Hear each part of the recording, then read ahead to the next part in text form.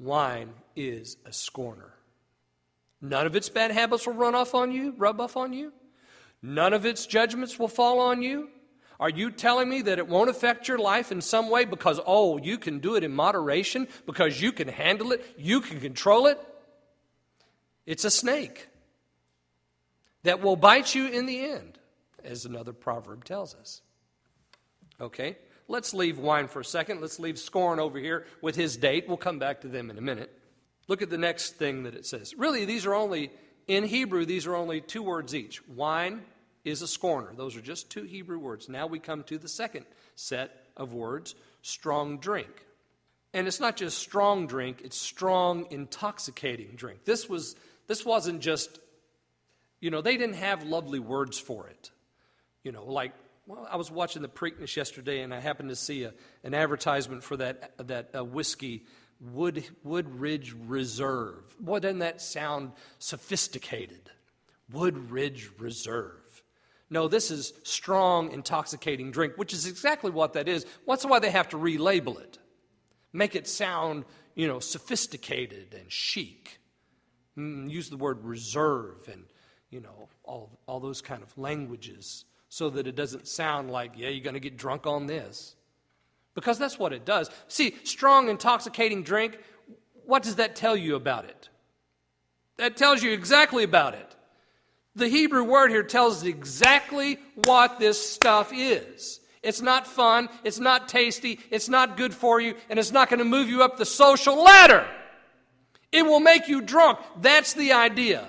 And it destroys you at the same time. Strong, intoxicating drink, this is my translation, is boisterous and raging. The Bible almost always, 99% of the time, condemns the use of this thing that it calls strong, intoxicating drink.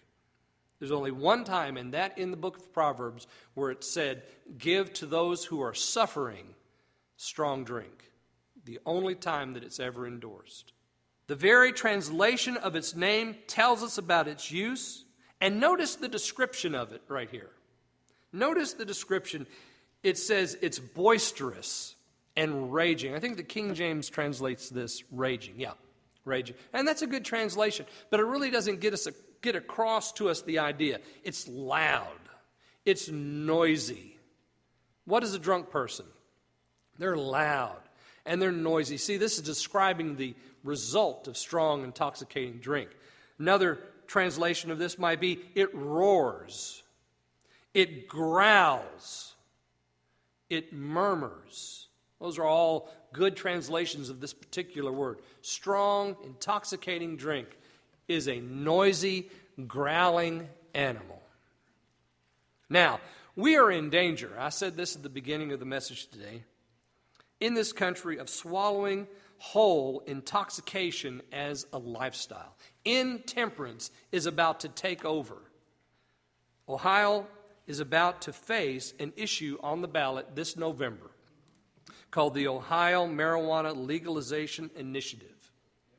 Now, I'm telling you, this is a problem. You think it's bad now, you wait until we legalize marijuana in the state of Ohio. The Ohio Marijuana Legalization Initiative will appear on the November ballot on November the 3rd this year. And get this, it is on the ballot as an initiated constitutional amendment. They're going to change the Constitution of our state to make marijuana legal in Ohio. Change our Constitution to do this.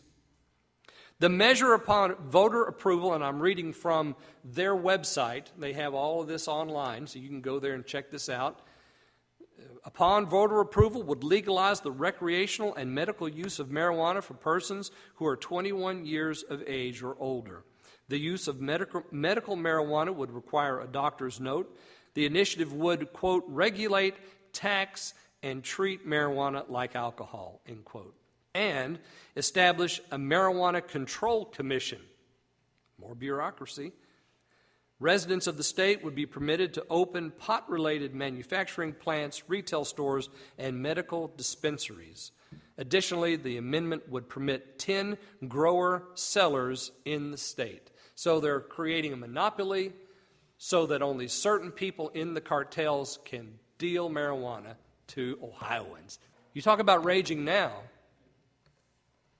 Add marijuana, legal marijuana to Ohio, and to how much alcohol is present in Ohio, and it won't be long at all before all forms of recreational drug use will be legalized. Because really, why not? I mean, if you legalize marijuana, well, why not legalize cocaine? And if you want to end the crack industry and all the harm that they're doing, why not legalize that as well and control it so that the crack in Ohio is safe? And while you're at it, how about legalizing heroin?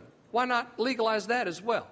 I mean, let's get it so that we can manufacture it here and tax it here and use it here. Oh, and we'll make all kinds of money. And while we're at it, how about we legalize acid? And while we're at it, how about if we legalize the use of prescription drugs outside of what they're prescribed for? I mean, why not? Once we open this Pandora's box, ladies and gentlemen, where does it stop? Because you see, the argument for it is, number one, it makes us money. Number two, we don't have to worry about that pesky control thing anymore. And people want it so bad, let's just give the people what they want. Oh, we've gone a long way from where Lyman Beecher was in 1828.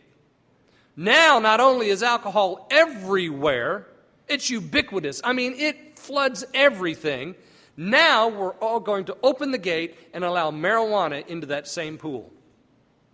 And it's okay, right? Sure, it's okay. Why not? It's going to make us a lot of money. And that, of course, is the argument. We are in trouble. We are in trouble. And guess what? They did a poll of Ohio voters. 52% of Ohio voters say, therefore, if the ballot initiative was available for them to vote on today, they would vote yes. 52%. Only 43% say no. 4% are undecided. I don't know how you can be undecided on this issue, but they are. So even if there's a swing of 4 or 5% either way, it's going to pass. If it were right now, if that poll's right. Strong, intoxicating drink, I'm not so sure that we need to worry about that anymore. What we need to worry about is everything else that's coming our way. Temperance, ladies and gentlemen, temperance is the issue. Wine is a scorner. Strong, intoxicating drink is boisterous and raging. And then the final passage there, the final phrase in that passage, it's really the second half of the verse.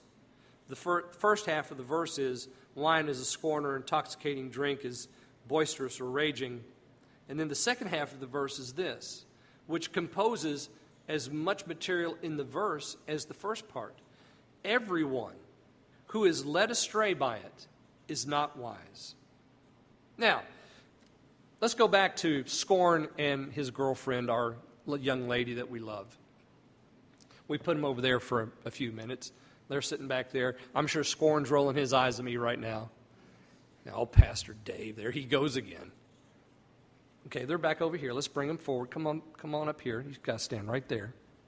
Let's go back to Scorn and your daughter, your sister, your granddaughter, your niece, your friend, whoever you pictured here. And they're dating. And he shows up. You open the door. Scorn, hi, come on in.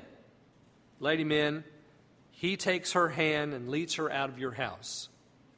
And you watch them hand in hand as they walk down the walk away from your house, getting ready to get in his car. Oh, wait a minute. Let's stop and take a picture. She looks so pretty tonight. And they stop, and they pose under the tree. Snap. Take a little picture of them before they go out on their date. Where do you think it is that they're going to go? Oh, but doesn't she look beautiful? Yes. Where do you think they're going? I bet you they're going to church. Or to a Bible study with other Christian youth. Don't you think? Are they going to maybe they're going to serve the Lord on a mission trip. or in some sort of servant evangelism. Where are they going? When the Word of God says that scorn leads astray and that strong drink leads astray, what do you think is meant by that? Is it somewhere good? Is it someplace positive? Is it another place where there's wisdom and there's safety and there's grace and there's mercy and there's knowledge of the Lord? Is there another place like that? Is there some other place not rooted in the Word of God where scorn can take my daughter and they'll be okay, and all of these things that the Bible has to say about scorn aren't true? You see, because if we let our daughter go with scorn, that's what we're hoping. We're hoping that none of this is right. None of this is correct. Perhaps she'll only be led astray in moderation. I think that's okay. How about you? Just a little bit at a time, because surely she can handle it wherever they go. Surely she can handle being led astray in moderation. So why would you or anyone place their hand in the hand of scorn? Why would you say to anyone, alcohol in moderation is okay? Why wouldn't we stand up and say, never again? We're not touching it. We're not buying it. We're not promoting it. We're not using it. We will be totally abstinent. We will be completely temperate in the use of alcohol because it's a scorner. And we know where scorners lead. We know that at the end of the line for scorner is judgment. We know at the end of the line of scorner is banishment. We know at the end of the line for scorner is smiting. So why would we encourage anyone to go there with scorn? Or go there ourselves?